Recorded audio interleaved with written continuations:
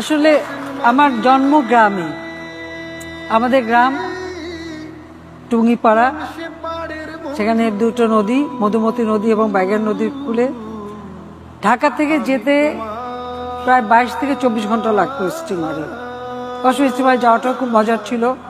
তা আমার যখন জন্ম হয় গ্রামেই জন্ম হয়, এবং আমি প্রায় 8 বছর বয়স পর্যন্ত গ্রামেই ছিলাম আমার দাদা দাদির সাথে।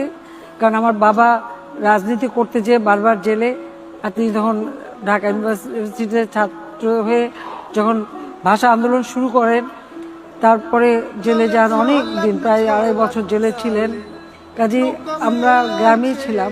54 সালে ঢাকায় আসি, কিন্তু ঢাকায় আসলেও প্রত্যেক স্কুল ছুটিতে আমরা গ্রামে যাব। এটা তখন আমাদের বিদ্যুৎ ছিল না, রাস্তা ছিল না, ওই পুকুরের পানি বা খালের পানি ব্যবহার করতে হতো। ওতে আমাদের কোনো দুঃখ ছিল না, ওটাই আমাদের মজা ছিল। কাজে গ্রামে সব থেকে ভালো লাগে, এখনো আমার ভালো লাগে। আর আমি সবসময় মনে করি, আমি কিন্তু ঢাকা শহরে আমার কোনো বাড়ি টাড়ি কিছু নাই, আমি করিনি, কারণ আমি গ্রামেই থাকবো।